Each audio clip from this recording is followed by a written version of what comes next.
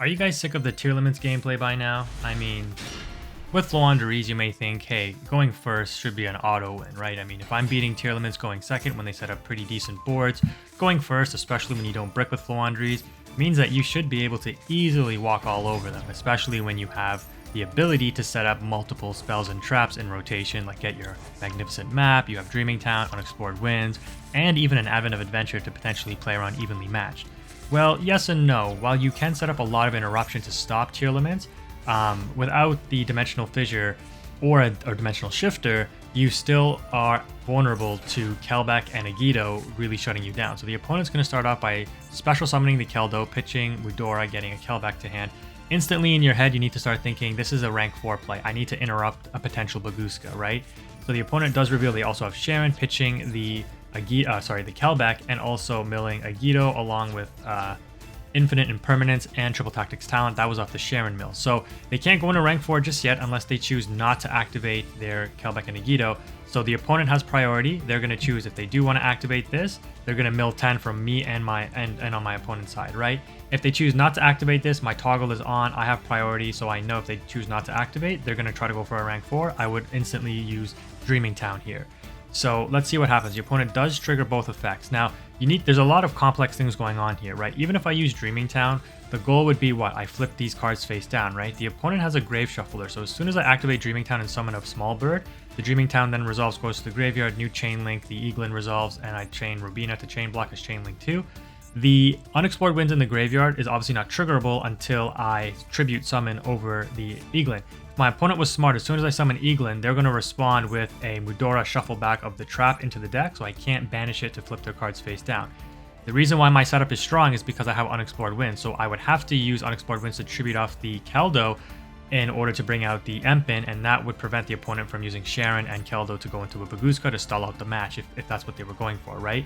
So you have to think about these things in advance, depending on what your opponent has in their graveyard. This is why playing against the ISHIZU tier can be so complicated. So we're going to mill 10, and there's some, again, very significant things that happen here. So we look at the opponent's mills. They get some pretty strong stuff in the graveyard. Obviously, they get a Havness Fusion.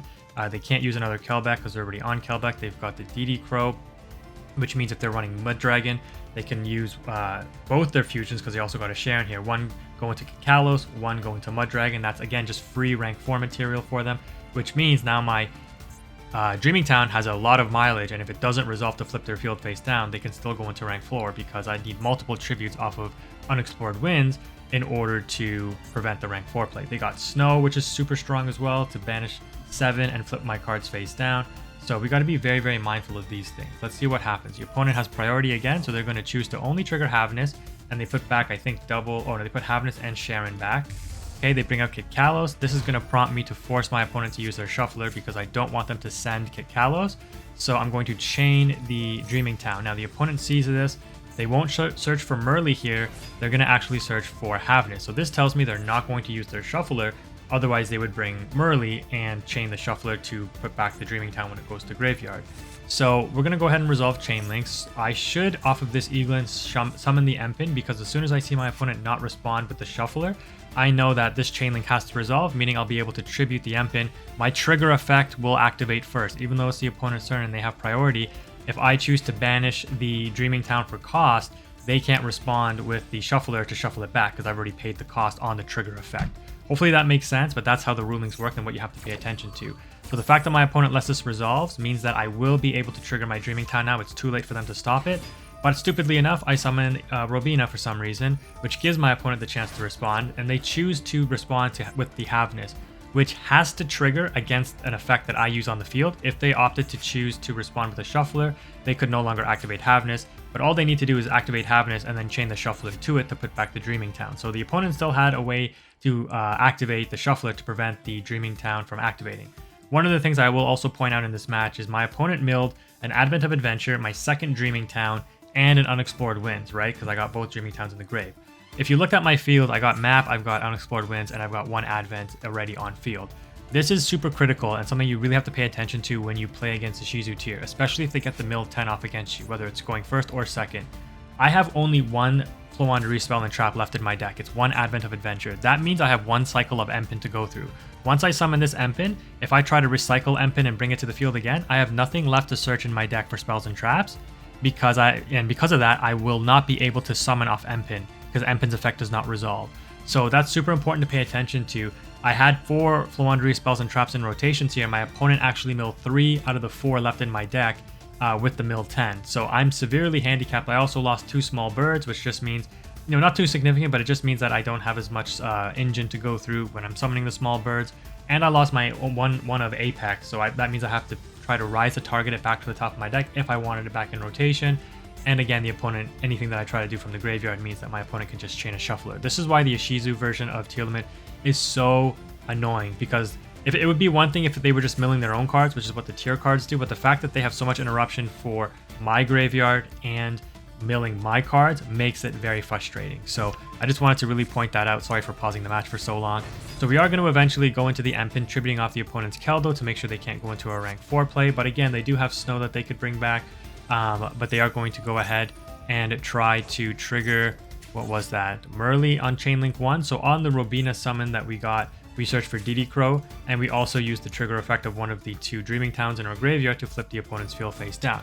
So of course we're going to interrupt on Chainlink 4 now that DD Crow to banish the Merly, meaning that it will not resolve on Chainlink 1. The trap resolves, flipping the field face down. I search for my final Floowandereeze spell and trap in the deck in the Advent of Adventure off of the Empin here. The opponent reveals Triple Tactics Talent, and they draw 2. I don't know if they hard drew this off the talent or they had it in hand already, but this is their normal summon for turn. They're going to bring out the Exterio. Somebody also commented in one of my videos, how do you beat Exterio? Well, you have to beat over it. With Empin on the field, this in attack mode is negated now. So if you can get Empin on field, you can play your spells and traps freely, because Empin negates special summon monsters in attack mode. They can't use their activated effects.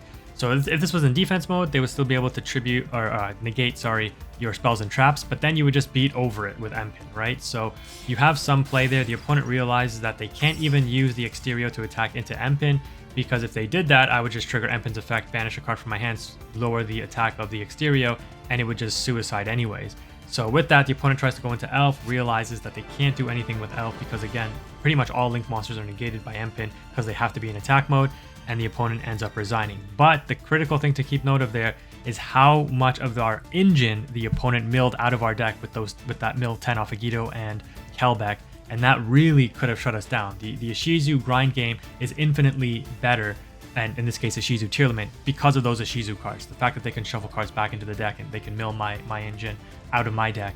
And again, that's why we really hate ISHIZU cards and they need to be banned. But hopefully Konami will address that soon. That does it for this match though. Let's go ahead and take a look at another one. Alright, so in this matchup here, which will be the final match of the video, I wanted to show you something other than ISHIZU tier. And so we are going first for this match, but we do have a bricked hand. So how are we playing this? Well, with Pot of Prosperity, we should be able to unbrick, right? I cannot believe that I actually excavated 2 Book of Moon, 2 Dreaming Town, and a Toucan, because I played 2 of each of these cards and 3 evenly matched. I couldn't get an Advent, I couldn't get a Robina, I couldn't get a Stree, which would have made my hand at least playable. So unfortunately, our hand remains bricked. But if you take a look, you'll notice that we can potentially play during our opponent's turn, because Dreaming Town, summon Eaglin, tribute off the opponent's card and our Eaglin to go into what we would search for in an Empin. And the opponent starts off with a Pot of Prosperity themselves, which means they're not on tier. Of course, they're on Exo Sister. And their excavation looks pretty good. They got a Stella, a Triple Tactics, both the Exo Sister traps and their starter in packs. So they opt to take the packs, which indicates to me they can't play with their current hand, so maybe they bricked as well. Because I definitely would have taken Triple Tactics there, but they reveal Martha, which is an instant starter for them. And because they get 2 level 4s on board with the Ellis and the Martha, I have to activate Dreaming Town now, otherwise they go into a rank 4. Mikalis is a free banish and, search of a spell and trap. So I gotta do this now.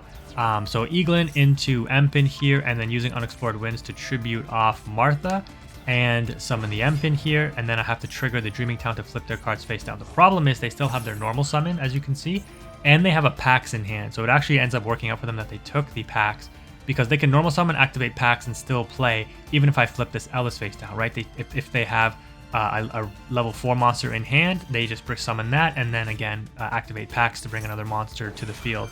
So we're in a little bit of trouble, but I don't know, the opponent maybe misplays here, activates Pax as Chainlink 4, so they're going to summon an Exo Sister card, we'll bring it to hand and then summon it because of the if they don't have a copy of it in the graveyard. And then, you know, the Eagle's going to resolve, come back to my hand, and then the Dreaming Town is going to actually flip their field face down. So now all they have left is their normal summon for turn, which unless they can somehow extend and get 2 level 4s on board, means that, you know, these cards can't be flipped back face up, so they can't extend off of it. Don't know why I summoned Toucan here. I think maybe I was considering going for a Ryza play, tributing off the Empin, but yeah, that was the only reason to do that. But because the opponent ended up using their packs, I probably should not have summoned the Toucan. Regardless, I think the opponent realized there's no way for them to continue playing on their turn, and I'm just going to kind of steamroll them now that I have map in hand, get Robina, I have Eaglin in rotation, and they just scoop it up. So hopefully you enjoyed those 2 matches and learned something about why ISHIZU is actually so broken, and why you can expect it to definitely get nerfed heavily in Master Duel soon if the TCG and OCG was not a kind of a foretelling or a precursor to why you think that these cards should be banned. So it will only be around for a little bit longer, guys. Don't get too discouraged. But again, thank you for watching. Quantum is out.